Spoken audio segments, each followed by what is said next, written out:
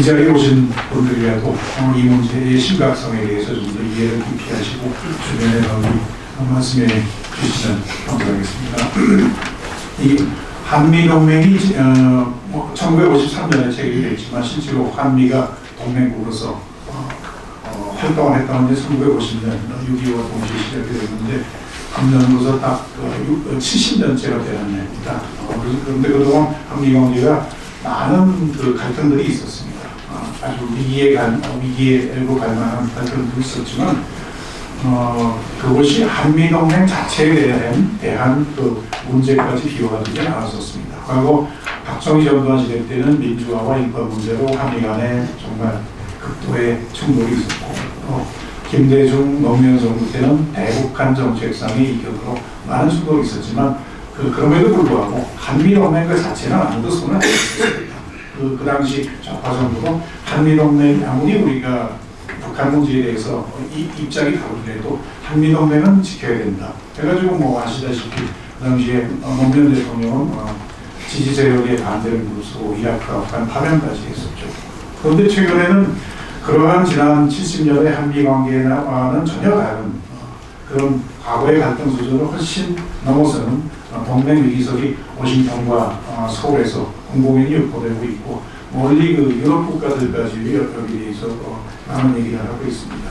그래서 그 원인과 해법에 대해서 이건 너무나 방대한 사실 주제라 20분 동안 설명드리는 쉬운 일은 아니지만 최대한 시간을 맞춰보도록 하겠습니다. 4개의 목차를 중심으로 설명을 드리겠습니다. 첫째로는 동맹의 위기의 배경, 그 다음에 둘째는 한미동맹 악화 시에 우리한테 초래될 후과, 세 번째는 동맹의 정상화를 위한 과제, 네 번째는 새로운 동맹 비전의 필요성, 그렇게 가지고 생각을 드리겠습니다. 먼저 동맹 위기의 배경은 여러분들 다 그동안 여러 상황으로 많이 들으셨겠지만 주로 3가지입니다.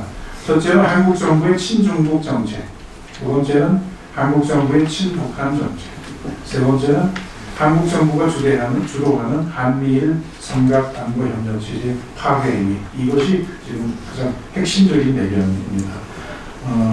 한미동맹이 위기에 가장 오래되고 중요한 이유는 한국 정부의 일관되고 노골적인 친중국 정책 때문입니다.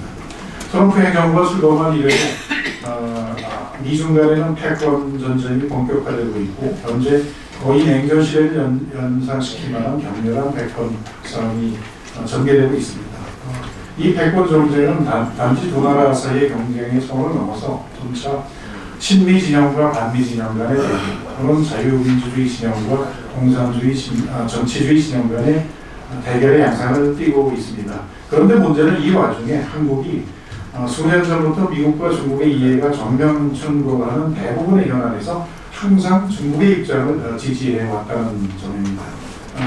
예를 들어서 북한 핵 문제, 남중국해 영유권 문제, 미국의 인도태평양 전략 참여 문제, 한미 합동 군사훈련 문제, 한미일 삼각안보협력 문제, 그리고 한반도 평화협정과 공전선언, 그리고 허위 문제에 이르기까지 한국 정부는 예외 없이 항상 중국의 편에 섰었습니다.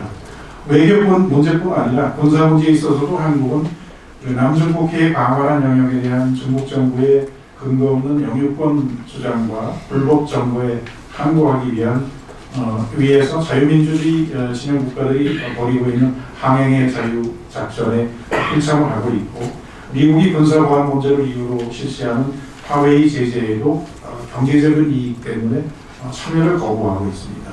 이 때문에 미국에서는 한국이 이미 미국 진영을 떠나서 중국 진영으로 기울었다는 인식이 널리 확산되어 있습니다. 이미 오래전부터 헨리 키신저와 엘빈 토플러를 포함한 많은 미국 학자들은 한국이 통일되거나 또는 중국 패권의 시대가 오면은 중국의 영향권에 기속될 가능성이 클 것으로 예측을 했었습니다. 그런데 현재 한반도 통일도 아직 안 오고 중국의 패권 시대도 요원한 현 시점에 한국은 벌써부터 친중국 행보를 서두르고 있는 상황입니다. 한미동맹의 두 번째 위기의 이유는 한국 정부의 철저한 친북 평양적인 외교 안보 정책 때문입니다.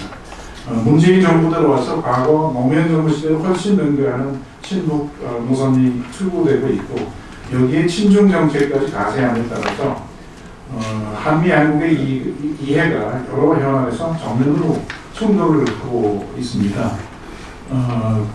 북한 핵 문제를 비롯해서 아까도 말씀드렸듯이 한미 합동훈련, 남북 군사 합의, 그다음에 금강산과 개성공단 재개 문제, 그리고 북한의 밀무역 단속을 위한 합동 해상 작전, 이런 모든 정책에 있어서 양국의 입장이 극심한 충돌을 보이고 있고, 그에 따라서 한미 동맹이 60년 만에 최대의 위기를 맞고 있습니다. 이는 2018년에 9.19 남북 군사합의에 따른 한국군의 전반적인 방어태세 이완과 더불어 한반도 평화 안보에 커다란 불확실성을 초래하고 있습니다. 세 번째 이유는 한국 정부에 의한 한미일 삼각안보협력의 파괴 때문입니다. 한국 정부는 지소미아의 폐기를 주도하는 등 미국의 동아시아 안보 체제의 근간인 한미일 삼각협력 체제의 파괴를 주도함으로써 한미 동맹의 위기가 본격화되고 있습니다. 비록 얼마 전에 지소미아 폐기 통보의 효력 정지라는 애매한 명칭으로 미봉책으로 일단 최악의 파국은 면했을지 모르지만 이 문제는 언제든지 재현될 수 있는 불씨를 품고 있는 사안입니다. 이와 대단히 비슷한 사례가 20여 년 전에 있었습니다. 1993년에 북한은 제1차 북핵 위기 당시에 국제사회의 핵사찰 압력을 회피하기 위해서 핵 확산 협정, 핵 비확산 협정, NPT 협정으로부터 탈퇴를 선언한 적이 있습니다. 그런데 그로 인해서 국제사회의 제재와 군사적인 위협에 직면하게 되자 이를 회피하기 위해서 NPT 협정 탈퇴 효력 보류라는 묘한 방식으로 일단 위기를 모면하는 전술을 쓴 바 있는데, 한국 정부가 지소미아 문제에 대해서 선택한 해법은 여러 면에서 이와 대단히 많은 유사성이 있습니다. 아까 제가 한미 간의 이견에 대해서 말씀드린 바 있는데, 시간상 관계상 자세히 설명은 못드리겠지만 이 도표가 지난 약 5년 동안 한국을 따지면은 문재인 정부뿐만 아니라 박근혜 정부까지 포함하는 시기입니다. 지난 5년 동안 동아시아에서 미중 간의 입장이 정면으로 충돌하는 현안을 뽑아보니까 한 12개 정도 됩니다. 과거에 중국 주도의 아시아 인프라은행 개발 문제부터 미사일 방어망, 남중국해, 한미일, 3자 협력, 북핵 문제, 이런 12가지 현안을 쭉 뽑아왔는데요. 여기에 대해서 미국의 입장과 중국의 입장은 정반대로 충돌을 했었고, 이 두 나라가, 미국과 중국이 한국 정부에 대해서 둘 다 자기 편을 들어달라고 강력한 요청을 해왔던 사안들입니다. 그런데 아까도 말씀드렸듯이 이 12개 사안 중에서 한국 정부는 단 하나도 미국의 편에 서지 않았고 모두 100% 중국의 입장에 동조를 했었습니다. 이것은 단지 문재인 정부 때 시작된 것이 아니라 일부는 과거 박근혜 정부 때부터 시작이 되었습니다. 이 도표에서 앞에 5가지, 맨 앞에 2개는 박근혜 정부 때 있었던 일이고, 그다음에 3번, 4번, 5번은 박근혜 정부와 문재인 정부가 중첩이 되는 지역이고, 그 이후는 전부 문재인 정부 때 생긴 일들입니다.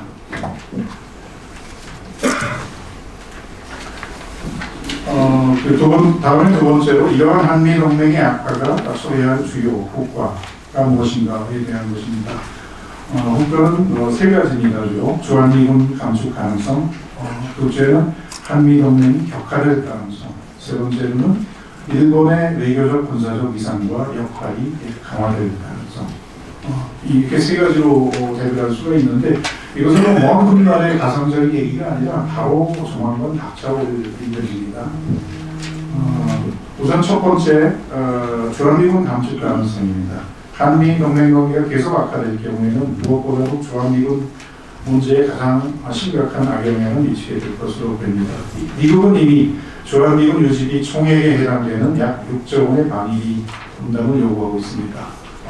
작년 기준으로 볼 때 주한미군의 유지를 위해서 한국이 지출한 돈이 약 10억 달러, 그리고 미국이 지출한 예산이 35억 달러입니다. 그리고 훈련에 들어간 추가적인 예산을 포함해서 이 6조 원이라는 것은 엉터리 계산된 것이 아니라 주한미군의 유지를 위해서 한국 정부와 미국 정부가 그동안 지출해온 예산의 총액이 6조 원입니다. 말하자면 그 6조는 다 한국 보고 부담하라는 것이 미국의 요청입니다.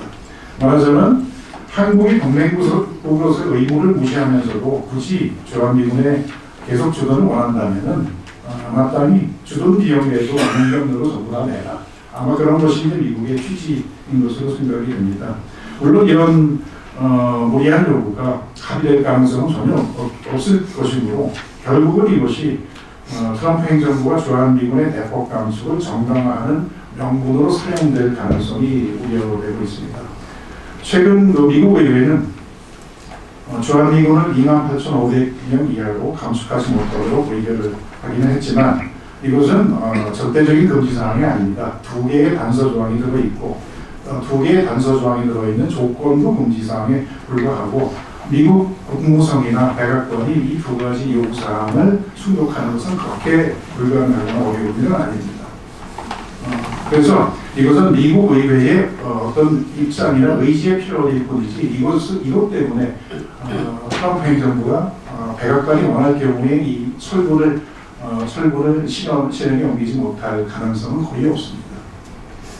미국이 전략상으로 전략적인 고려 때문에 주한미군을 절대로 철수하거나 대폭 감축하지 못할 거다. 이런 견해가 사실 좌파 진영은 물론이고 우파 진영 일각에서도 많이 제기가 되고 있는데 이것은 대단히 아니라는 시각입니다.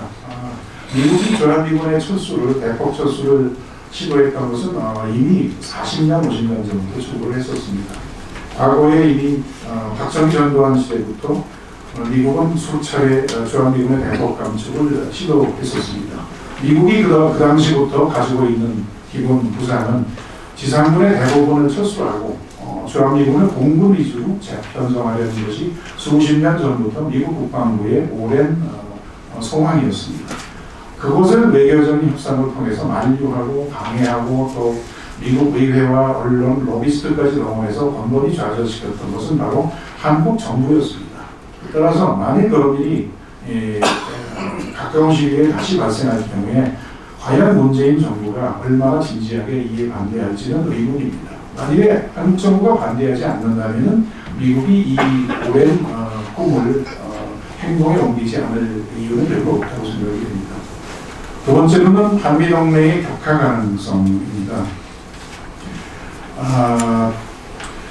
한미동맹의 악화는 우선적으로 요새 이제 이미 북한의 미사일 실험을 관련해서 현실화되고 있지만 첫째로 양국 간의 군사 정보 공유에 대단히 부정적인 영향을 미치게 될 것입니다. 그리고 이에 따라서 북한 동정에 관한 위성 정보, 전자 정보 그리고 각종 첩보 정보 등이 공유가 어려워질 것으로 생각이 되고 상황이 더 악화될 경우에는 미국의 한국에 대한 첨단 무기 판매까지도 중단될지도 모릅니다.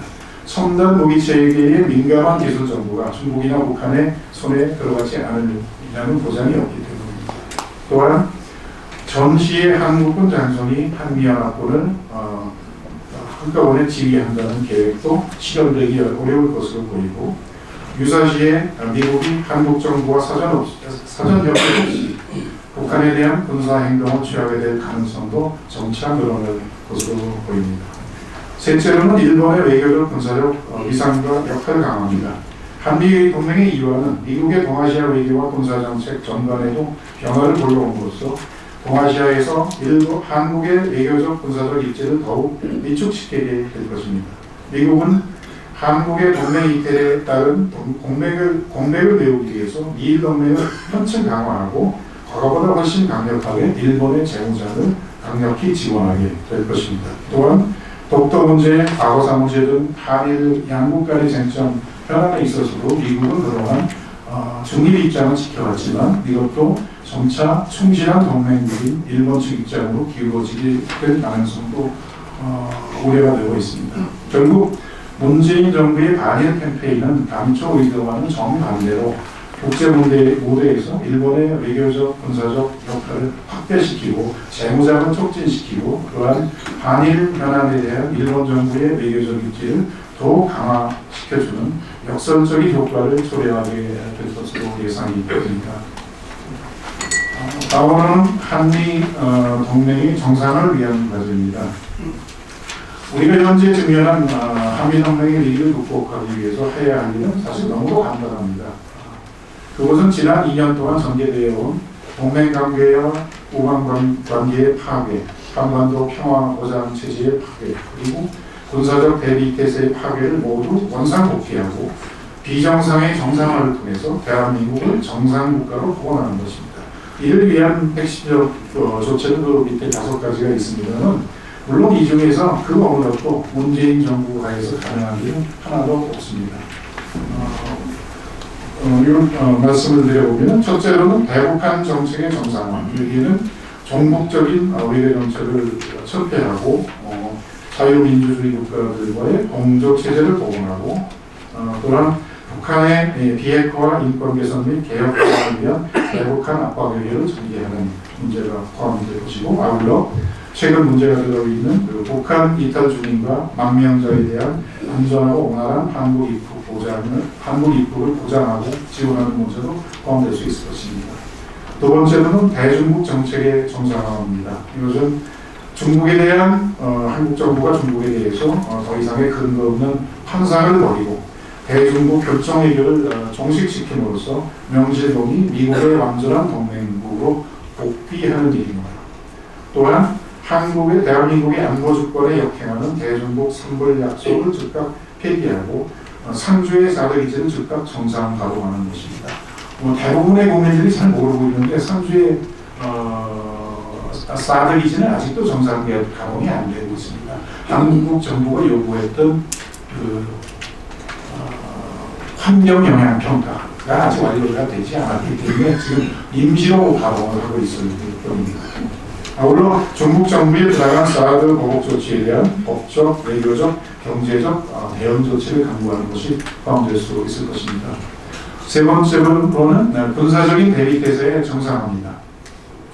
9.19 남북군사 합의를 폐기해서 휴전선 일원에서의 대북한 감시, 정찰, 방어훈련, 심리전 활동을 즉각 재개해야 할 것이고, 한미 합동군사훈련도 전면 재개해야 할 것으로 봅니다. 네 번째는 한미일 삼각안보 협력의 정상화입니다. 이것은 지속 이하의 조건 없는 연장과 그리고 한미일 3자 합동훈련 등 삼각안보 협력의 복원을 의미합니다. 다섯 번째로는 우방국 공조체제의 정상화. 이것은 국제정치 무대에서 미국 및 그 동맹국들과 외교적 행동을 함께하고 한반도 문제, 남조국해 문제, 북핵 문제, 북한 인권 문제, 동아시아 안보 문제 등에 관한 우방국 공조 체제를 복원하는 것입니다. 다음으로는 끝으로 새로운 동맹 비전의 필요성에 대해서 말씀드리겠습니다. 이것은 향후 당장 문재인 정부 하에 살 수 있는 일은 아니지만 향후의 한미 동맹은 보다 견고하게 하기 위해서 그리고 보다 미래지향적으로 개선하기 위해서 어떤 일을 우리가 앞으로 해야 되는 것인가 여기에 대해서 정리를 해봤습니다. 한국은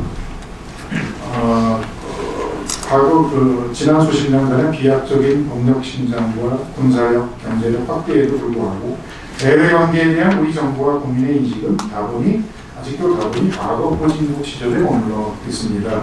예컨대 한국은 고도 성장에도 불구하고 아직도 해외 원조와 국제적 기여에 대해서 대단히 인색한 것이 사실입니다. 또한 세계 10대 무역국의 집이 올랐음에도 불구하고 아주 작은 경제적인 이익을 위해서 WTO에서 개도국 지위를 지금까지 고집해서 고수를 해왔습니다.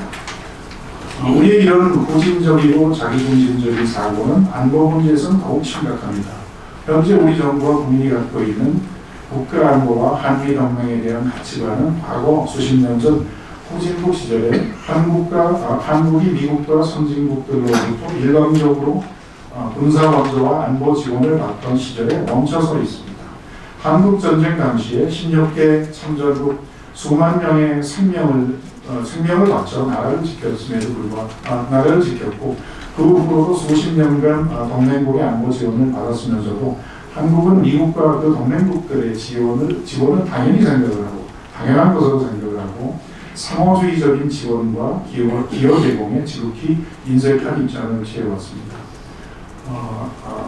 단적인 예로 우리의 주적인 북한에 대해서는 매년 수십억 달러에 달하는 경제 지원을 아낌없이 제공하면서도 정작 한국을 북한으로부터 방어하기 위해서 주둔하고 있는 주한미군의 주둔 경비는 단 몇억 원이라도 더 깎는 것이 애국이라는 이런 착각에 우리는 그동안 너무나 익숙해 왔습니다.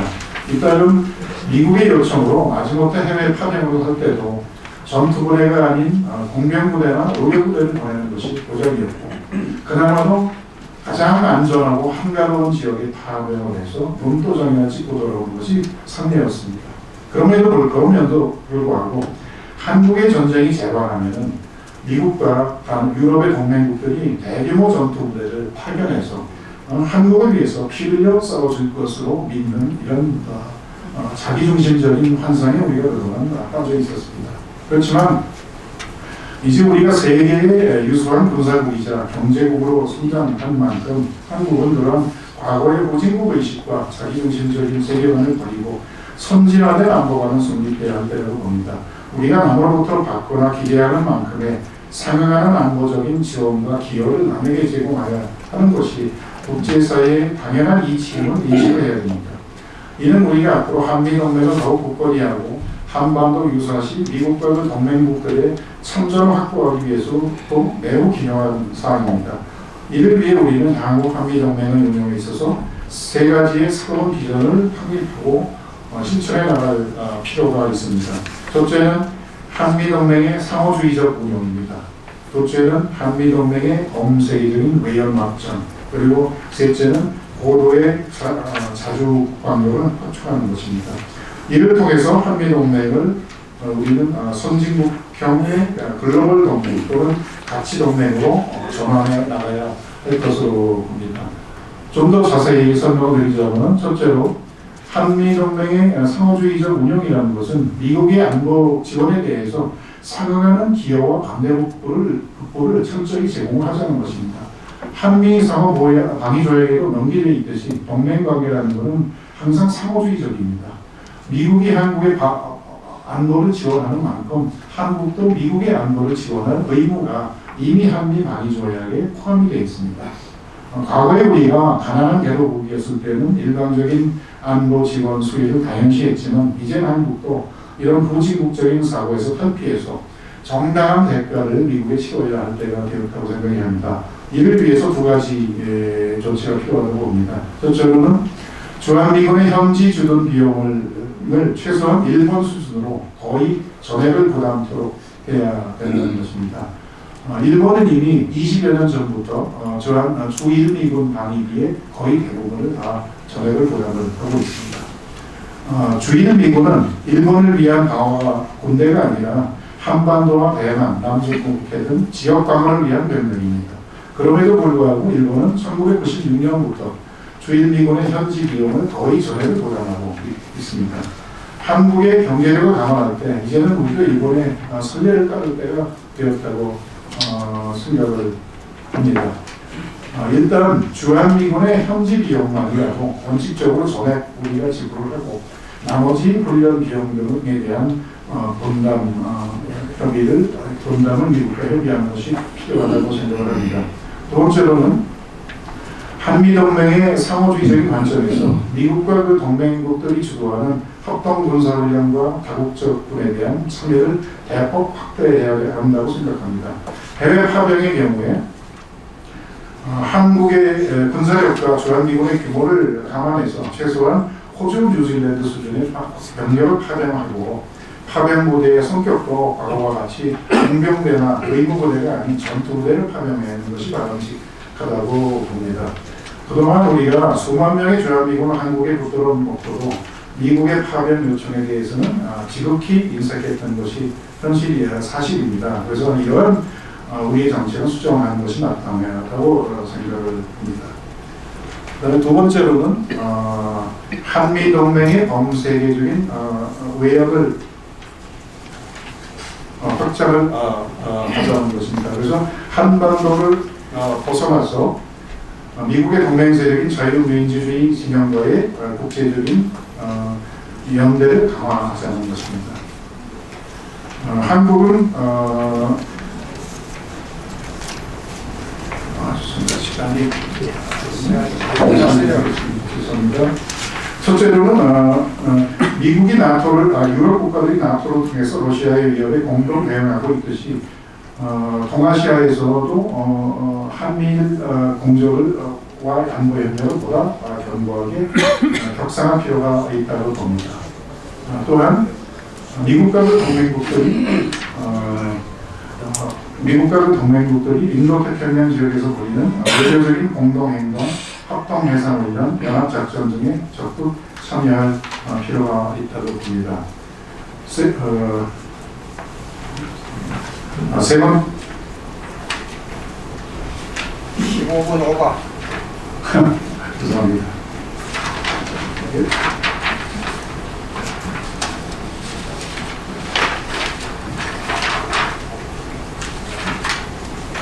세 번째로는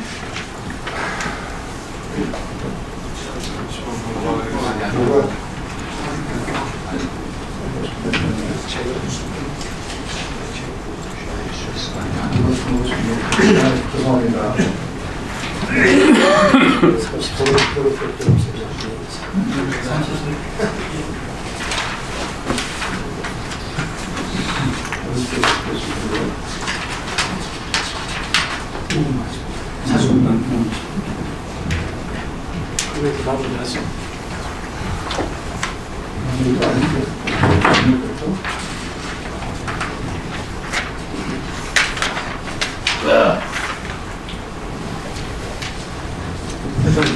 지금까지 한민을 의원해서 이거 하시는 겁니다. 마지막에 네, 죄송합니다.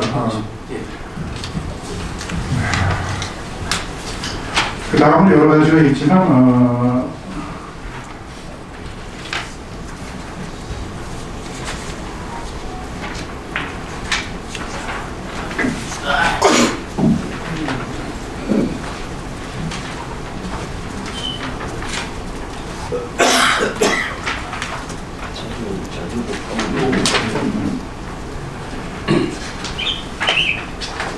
자주국방력이 확충합니다.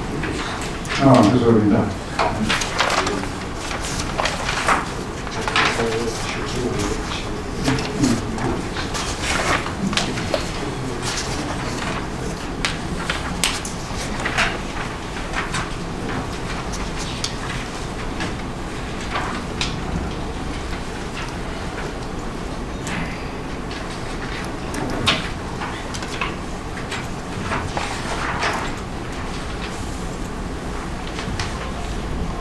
셋째로는 고도의 자주국방력을 확충하는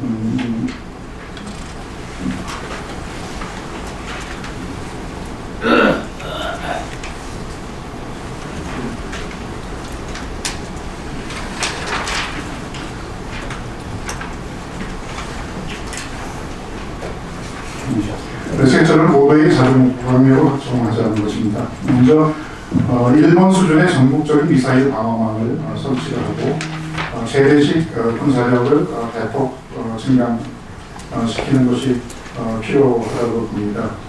또한